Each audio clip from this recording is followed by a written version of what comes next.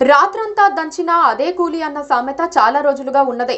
అవసరాన్ని బట్టి జనం ఆ సామెతను వాడుతూ ఉంటారు. ఆంధ్రప్రదేశ్ పీసీసీ అధ్యక్షురాలు షర్మిలారెడ్డి విషయంలోనూ అదే మాట చెప్పుకోవాలి. ఆమె ఎంత ప్రయత్నించినా, ఎవరిని ఎన్ని తిట్లు తిట్టినా కాంగ్రెస్ పార్టీకి కానీ ఆమెకు కానీ పెద్దగా ఒరిగేదేమీ లేదు. ఇంతవరకు ఆమె సాధించిందేమీ లేదు, ఇకపై సాధించేదీ లేదు. షర్మిల తీరు చాలా విచిత్రంగా ఉంటుంది. అందరూ ప్రభుత్వ పక్షం చేసిన తప్పులపై దృష్టి పెడతారు. ముఖ్యమంత్రి స్థానంలో ఉన్న వ్యక్తిని తూర్పారపడతారు. షర్మిల అందుకు పూర్తి విరుద్ధంగా ప్రవర్తిస్తున్నారు. ఆమె విపక్ష పార్టీలను తిడుతున్నారు. అప్పట్లో మీరు అలా చేశారు, ఇలా చేశారు అని గతాన్ని తవ్వుతూ ఉంటారు. ఇప్పుడు ప్రభుత్వం చేస్తోన్న వందల తప్పులను ఆమె గుర్తించలేకపోతున్నారు, విమర్శించలేకపోతున్నారు. అదేమిటని ఎవ్వరూ అడగడానికి వీల్లేదని కూడా అంటారు. నేను తిడతాను అంతే, మీరు తిట్టించుకోవాల్సిందే అంతే. నేను తిట్టడానికి పుట్టాను, మీరు తిట్టించుకోవడానికి పుట్టారన్నట్లుగా ఆమె ప్రవర్తన ఉంటుంది. ఇటీవల ఉత్తరాంధ్ర వైసీపీ నేత బొత్స సత్యనారాయణ ఆమెకు దండం పెట్టి ఊరుకున్నారు. ఆమె విమర్శలకు వైసీపీ సమాధానం చెప్పదలుచుకోలేదని కూడా ఆయన తేల్చి పడేశారు. వద్దమ్మా, నీతో మేం పెట్టుకోమమ్మా అని కూడా ప్రాధేయపడ్డారు. అయినా సరే షర్మిల వదిలిపెట్టడం లేదు. ఇంకా వైసీపీనే వెంటాడుతున్నారు. పైగా షర్మిల తాజాగా డోస్ పెంచారు.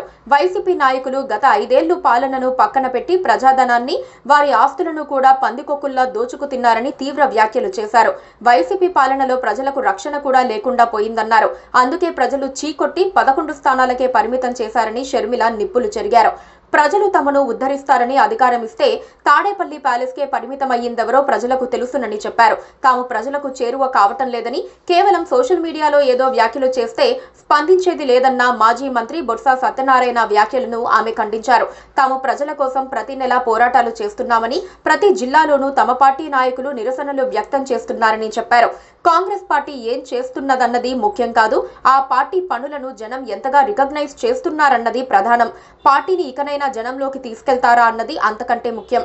సొంత పార్టీకి ప్రజాదరణ పెంచేందుకు ప్రయత్నించాల్సిన షర్మిల నిత్యం అన్న పార్టీని విమర్శిస్తూ టైంపాస్ చేస్తున్నారు. షర్మిల అలా ఎందుకు చేస్తున్నారు, ఎవరి కోసం చేస్తున్నారో జనానికి తెలియంది కాదు.